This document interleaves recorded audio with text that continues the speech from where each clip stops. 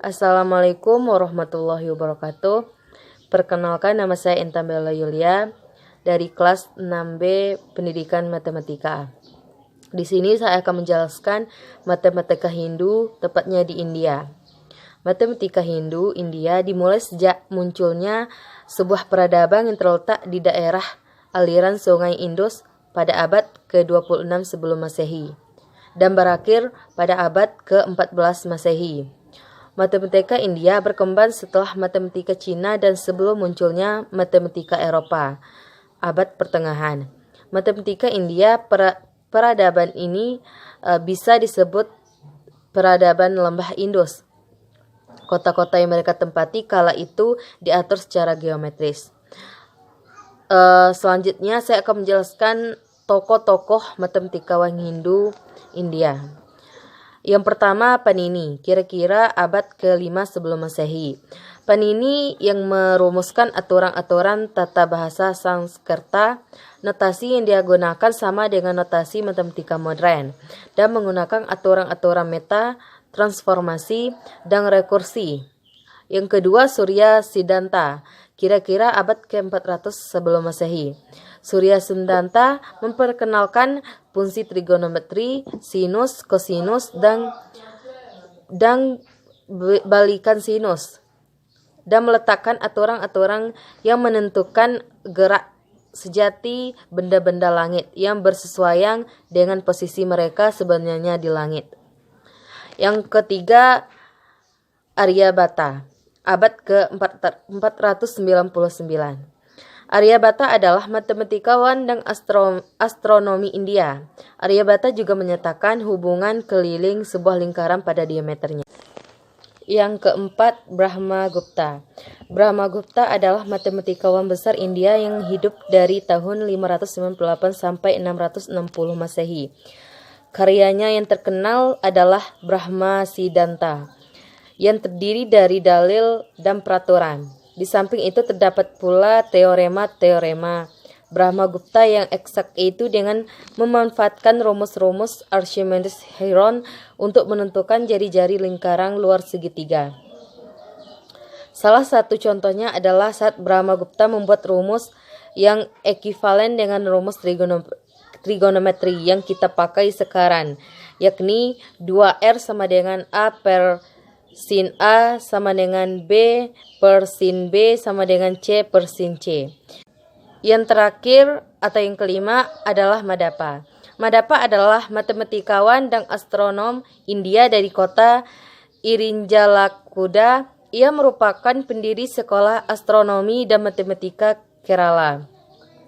Madappa dianggap sebagai salah satu matematikawan astronom terbesar pada abad pertengahan dan telah menyumbangkan kontribusi dalam deret tak hingga kalkulus, trigonometri, geometri, dan aljabar. Karya Madappa yang memberikan suatu urutan untuk phi diterjemahkan ke dalam bahasa matematika modern. Selanjutnya saya akan menjelaskan sistem bilangan matematika Hindu India. Penomoran India berdasarkan basis 10. Ada beberapa macam angka di India, yaitu angka Brahmi, angka Gupta, dan angka Nagari. Yang pertama, angka Brahmi. Kebanyakan sistem angka kedudukan yang menggunakan 10 sebagai asas yang digunakan di seluruh dunia adalah berasal dari India. Yang kedua, angka Gupta. Periode Gupta adalah selama dinasti Gupta memerintah sampai ke Magadha di timur laut India pada awal abad 4 Masehi sampai akhir abad 6 Masehi. Yang ketiga, yang terakhir, angka Nagari. Sering disebut oleh Al-Biruni sebagai kebanyakan bilangan karena banyak dikirim ke dalam dunia Arab. Selanjutnya saya akan menjelaskan penemuan yang berhubungan dengan matematika di India. Yang pertama, De Sulva Sutra, catatan tertua matematikawan India yang berisi lampiran teks-teks agama yang memberikan aturan sederhana untuk membangun altar berbagai bentuk seperti kotak, persegi panjang, dan lain-lain. Yang kedua, De Siddhanta Surya, catatan yang memperkenalkan fungsi trigonometri, sinus, kosinus, dan sinus inverse, dan meletakkan aturan untuk menentukan gerakan yang sebenarnya posisi benda-benda langit. Yang ketiga, naskah Baksali. Naskah Baksali merupakan naskah yang awal yang ditemukan ratusan tahun yang lalu. Gupta menulis, naskah Baksali adalah naskah yang diberikan pada pekerjaan matematika yang ditulis pada pelapah pohon, ditemukan pada musim panas tahun 1881 di dekat Kampung Baksali, Yusuf Zafi, Peshawar, sekarang Pakistan. Kampung tersebut berada di Mardan Sanil 500 mil dari kota Peshawar. Yang keempat, nilai V. Pemahaman V oleh Aryabhata. Yang kelima, trigonometri. Penelitian trigonometri oleh Aryabhata. Yang keenam, aljabar. Penelitian aljabar oleh Aryabhata. Dan yang terakhir, geometri. Basis dan inspirasi dari keseluruhan matematika India adalah geometri. Ilmu geometri yang berasal dari India dapat diketahui melalui sebuah catatan konstruksi geometri para pendeta Weda yang disebut Sulbasutra. Sulbasutra adalah panduan untuk perkembangan atar-atar tersebut untuk pemujaan dan menjelaskan sejarah geometri bangsa India. Sekian penjelasan perkembangan matematika Hindu oleh saya.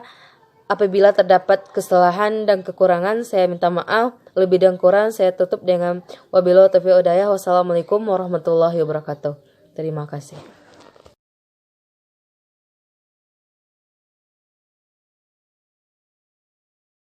Assalamualaikum warahmatullahi wabarakatuh. Baiklah, saya akan menjelaskan perkembangan matematika Muslim, tepatnya di Arab. Ahli matematika dalam peradaban Islam biasanya juga ahli dalam ilmu-ilmu lainnya, termasuk ilmu keagamaan. Dan biasanya ahli matematika dalam peradaban Islam juga merupakan ahli dalam astronomi. Karena itu, astronomi dan matematika merupakan kajian dan profesi yang menyatu. Karena itu, biasanya ahli matematika adalah ahli dalam astronomi juga. Berikut tokoh-tokoh yang berperan dalam bidang matematika dalam peradaban matematika Arab. Yang pertama, Al-Khwarizmi, perintis matematika Muslim dan orang yang sangat pantas disebut sebagai Bapak Aljabar modern. Nama aslinya adalah Muhammad Ibnu Musa Al-Khwarizmi.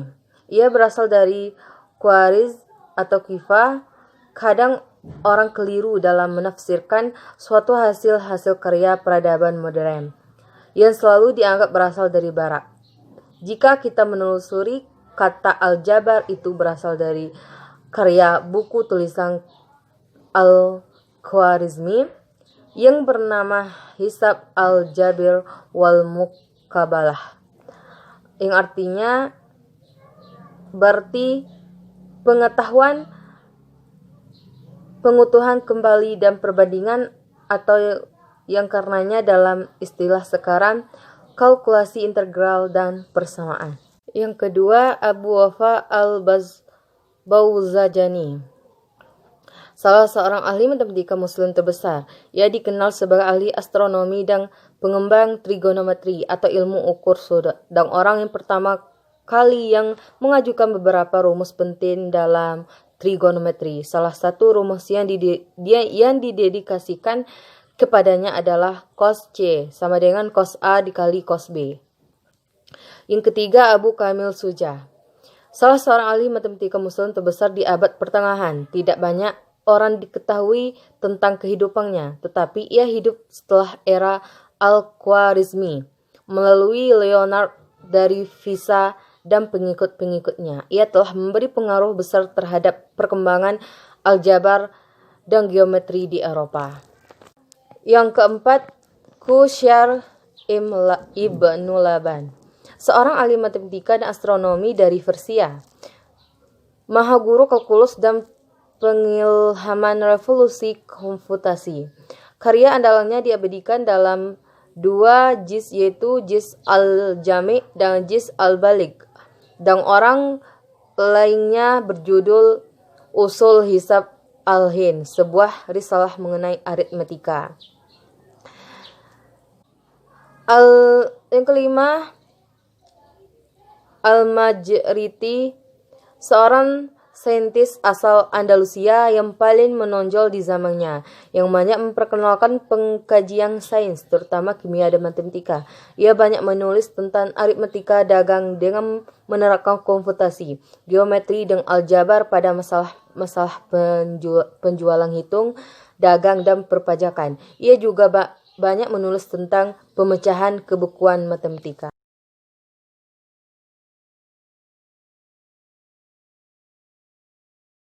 Assalamualaikum warahmatullahi wabarakatuh.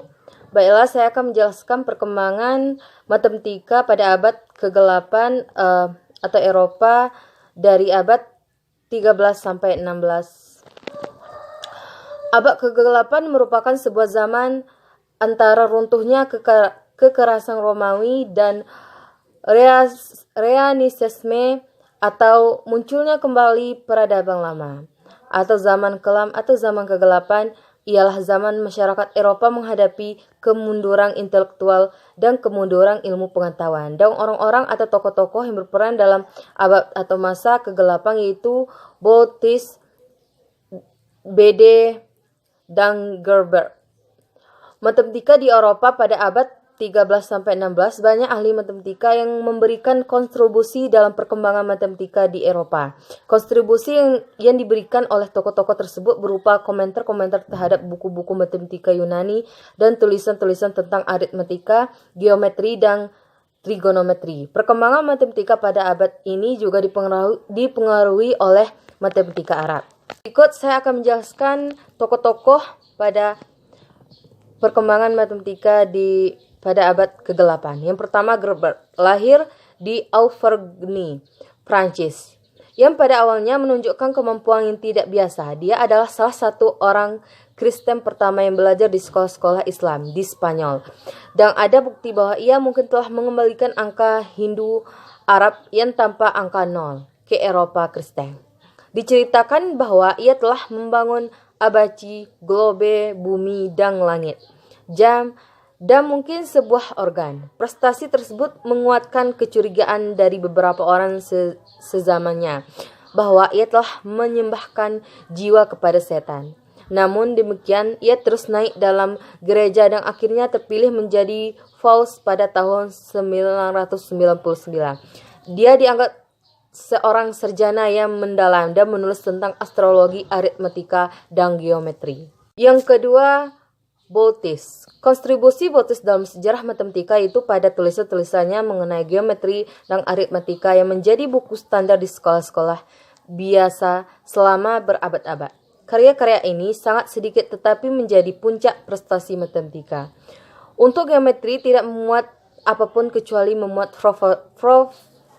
posisi dari buku 1 dan beberapa posisi yang dipilih dari buku 3 dan 4. Pada elemen Euclid, bersama dengan beberapa aplikasi untuk pengukuran dasar dan aritmetika ditemukan ketika dialami kejemuan dan sedikit ajaib, namun menjadi sangat terkenal, seperti karya Nicomachus dari 4 abad sebelumnya.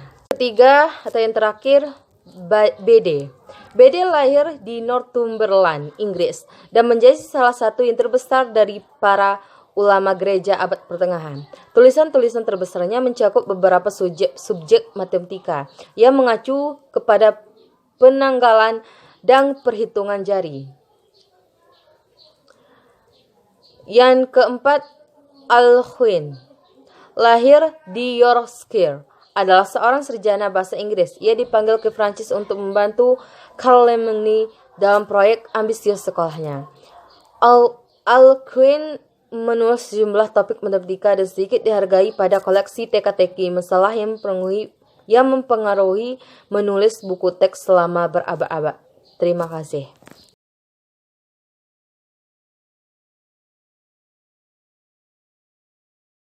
Assalamualaikum warahmatullahi wabarakatuh. Baiklah, saya akan menjelaskan sejarah, riwayat hidup, dan penemuan Aristoteles. Aristoteles 384 sebelum Masehi sampai 322 sebelum Masehi. Ia adalah seorang filsuf Yunani, murid dari Plato dan guru dari Alexander Agon. Ia menulis tentang berbagai subjek yang berbeda, termasuk fisika, metafisika, puisi, logika, retorika, politik, pemerintahan, etnis, biologi, dan zoologi. Bersama dengan Socrates dan Plato, ia dianggap menjadi seorang di antara 3 orang filsuf yang berpengaruh di pemikiran Barat. Aristoteles lahir di Stagira, kota di wilayah Kalkidiki, Trakia, Yunani. Dahulunya termasuk wilayah Makedonia Tengah, tahun 384 sebelum Masehi. Ayahnya adalah tabib pribadi Raja Amintas dari Makedonia. Pada usia 17 tahun, Aristoteles menjadi murid Plato. Belakangan ia meningkat menjadi guru di Akademi Plato di Athena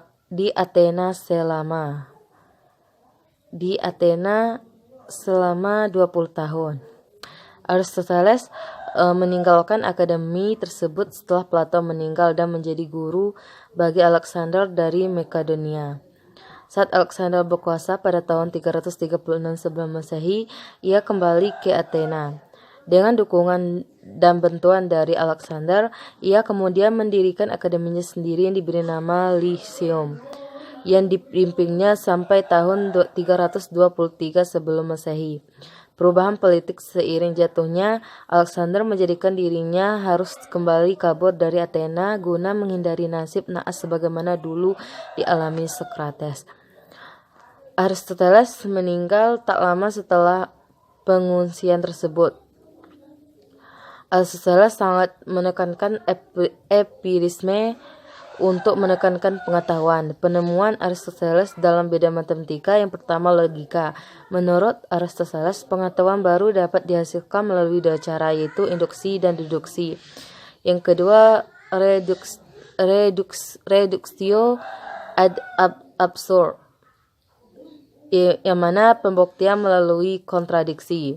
Yang ketiga, silogisme adalah suatu argumen deduktif pada pengenalan dalam matematika dari perbedaan antara jumlah dan besarnya.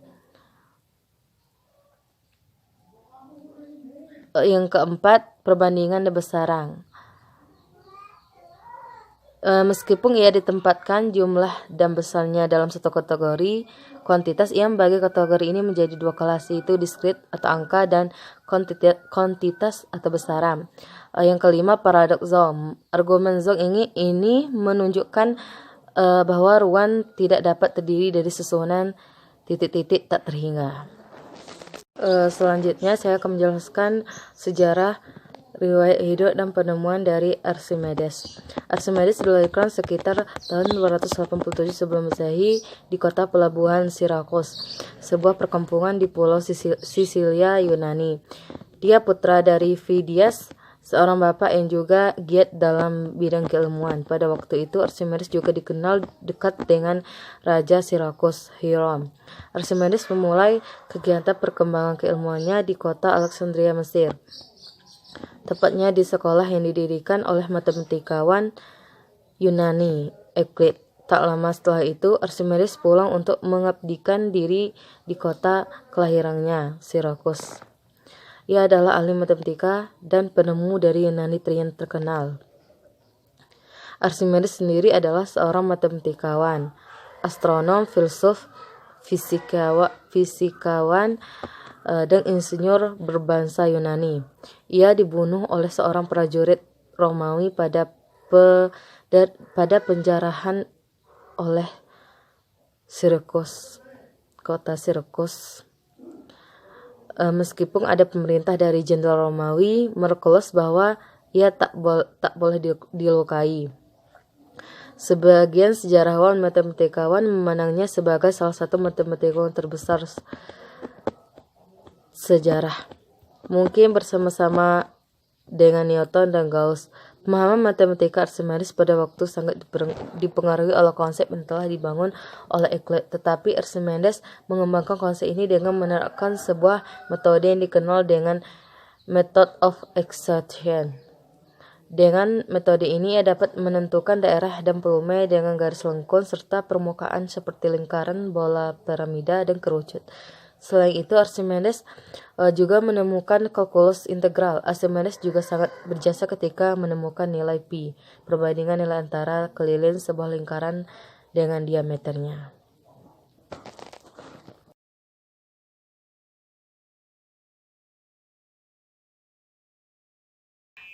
Assalamualaikum warahmatullahi wabarakatuh. Perkenalkan, nama saya Intan Bella Yulia, kelas 6B, jurusan matematika. Baik, di sini saya akan menjelaskan sejarah perkembangan matematika pada Euclides. Euclides hidup sekitar abad ke-4 sebelum Masehi. Ia adalah matematikawan dari Alexandria, Mesir, dan sangat terkenal dalam matematika. Euclid dipastikan pernah belajar di Akademi Plato di Athena. Karya terkenal dari Euclid dipastikan ialah di dalam buku yang berjudul Elemen yang menjadi sumber belajar selama 2000 tahun. Dalam buku tersebut, Euclid sebagai bapak geometri mengemukakan teori bilangan dan geometri. Menurutnya, satu hal yang paling penting untuk dicatat bahwa dalam pembuktian teorema-teorema geometri tak diperlukan adanya contoh dari dunia nyata, tetapi cukup dengan deduksi logis menggunakan aksioma-aksioma yang telah dirumuskan. Buku elemen yang dibuat Euclides atau Euclid terdiri dari 13 jilid buku tentang geometri. Dalam buku-bukunya, ia menyatakan aksioma atau pernyataan-pernyataan sederhana dan membangun semua dalil tentang geometri berdasarkan aksioma-aksioma tersebut. Contoh dari aksioma Euclides adalah ada satu dan hanya satu garis lurus di mana garis lurus tersebut melewati 2 titik. Buku-buku karangannya menjadi hasil karya yang sangat penting dan menjadi acuan dalam pembelajaran ilmu geometri. Buku ini menjadi perintis dalam sistem aksiomatis dalam matematika dan telah terbit.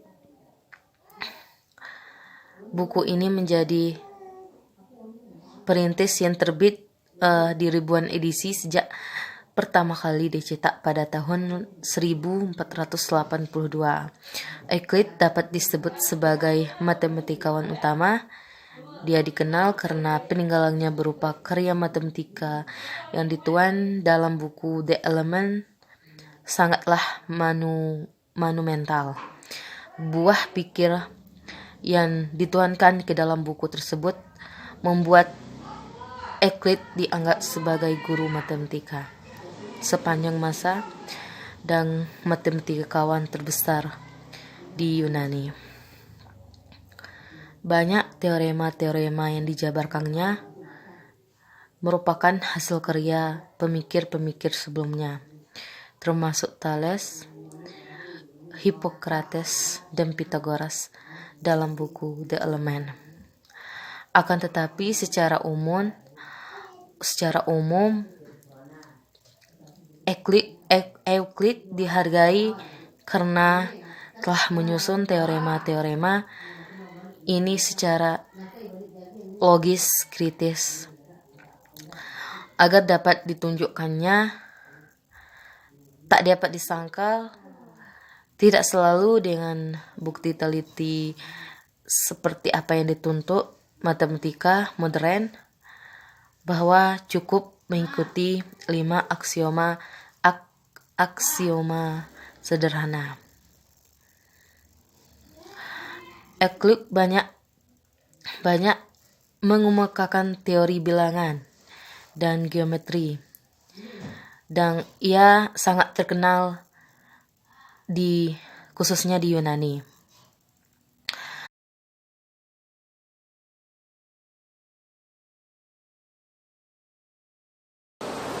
Assalamualaikum warahmatullahi wabarakatuh. Baik, saya akan menjelaskan perkembangan matematika pada masa Yunani kuno.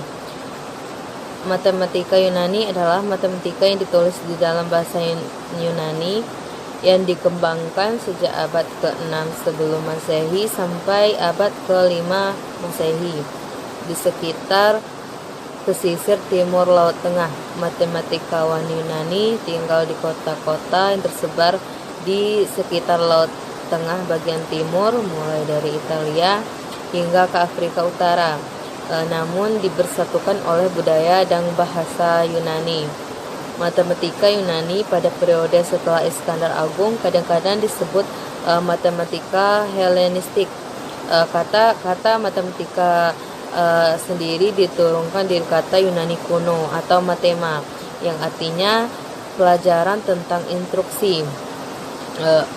Adapun pelajaran matematika itu pun sendiri dan penggunaan teori bukti matematika yang diperumum adalah perbedaan penting antara matematika Yunani dan apa yang sudah diberikan oleh peradaban sebelumnya. Adapun matematika Yunani lebih berbobot daripada matematika yang dikembangkan oleh kebudayaan-kebudayaan lama atau kebudayaan-kebudayaan terdahulu. Semua naskah matematika pra-Yunani yang masih terpelihara menunjukkan penggunaan penalaran induktif, yakni pengamatan yang berulang-ulang yang digunakan untuk mendirikan aturan praktis. Sebaliknya, matematikawan Yunani menggunakan penalaran deduktif. Bangsa Yunani menggunakan logika untuk menurunkan simpulan dari definisi dan aksioma dan menggunakan kekakuan matematika untuk membuktikannya. Bangsa Yunani juga mengembangkan sistem numerasinya sendiri. Adapun sistem numerasinya yang digunakan terbagi atas dua macam. Yang pertama, sistem numerasi atik atau herodianik dan sistem lonia. Dalam sistem numerasi atik, lambang untuk bilangan 1 sampai 4 digunakan lambang tongkat dengan perulangan lambang. Misalnya 2 dilambangkan dengan I besar 2 buah, sedangkan 5 dilambangkan dengan R atau disebut dengan tongkat, yaitu huruf dari awal dari lambang. Misalnya 5 sampai 9 dilambangkan dengan kombinasi tongkat. Selanjutnya, untuk melambangkan bilangan 10, 100, 1000, 10.000 digunakan huruf-huruf awal bilangan itu, yakni 10 dilambangkan dengan sama dengan deka, 100 sama dengan hekaton, 1000 sama dengan kiloi, dan 10.000 sama dengan mikiloi. Adapun beberapa matematikawan Yunani, yang pertama Thales, yang kedua Pythagoras, yang ketiga Aksagoras, yang keempat Hippokrates, yang kelima Hipnis, dan masih banyak lainnya. Sekian perkembangan matematika Yunani dari saya. Apabila terdapat kesalahan saya mohon maaf. Wabillahi taufiq wal hidayah. Assalamualaikum warahmatullahi wabarakatuh.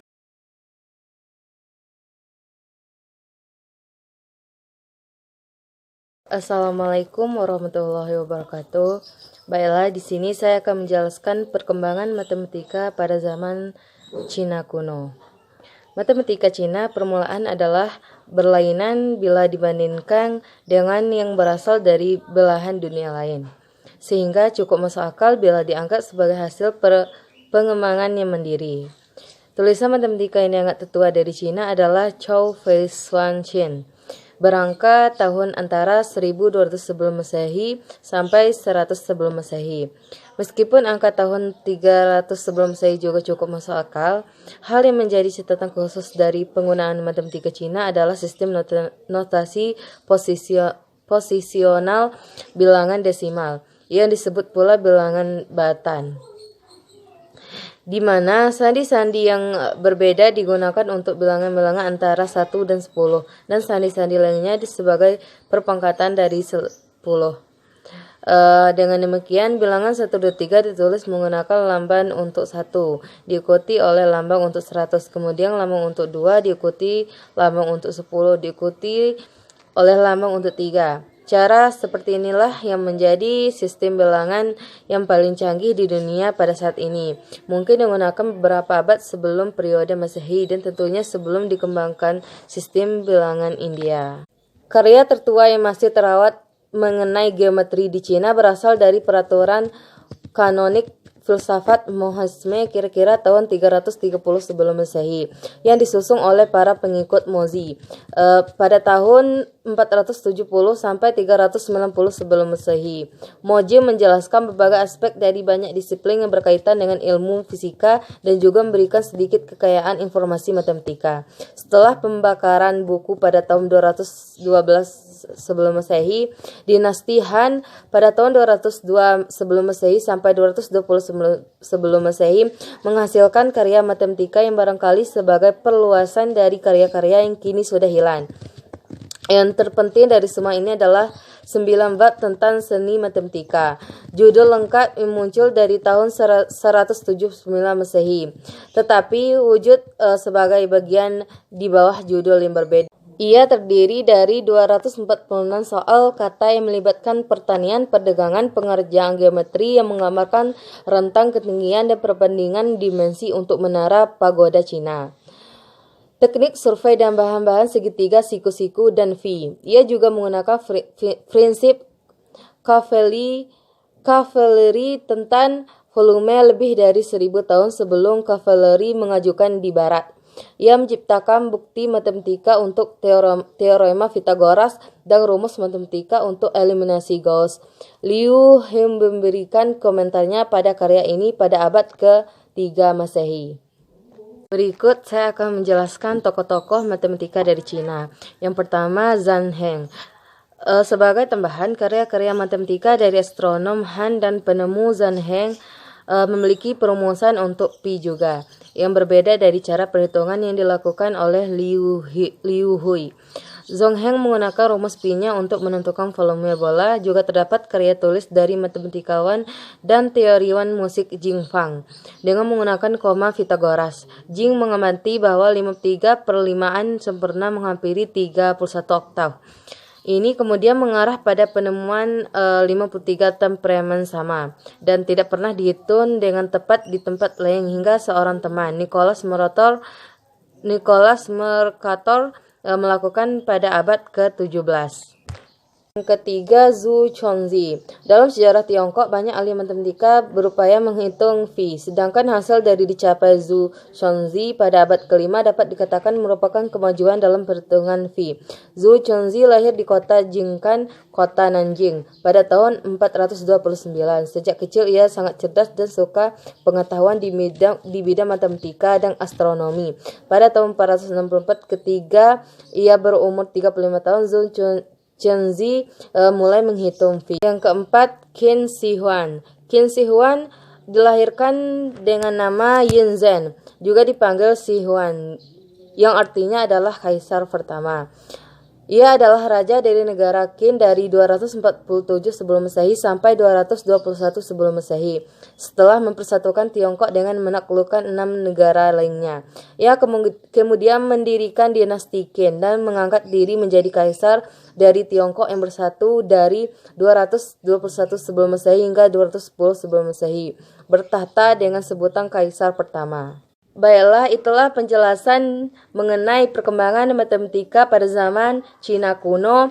Semoga bermanfaat. Apabila terdapat kesalahan, saya mohon maaf. Saya tutup dengan wabillahi taufiq wal hidayah. Wassalamualaikum warahmatullahi wabarakatuh. Terima kasih.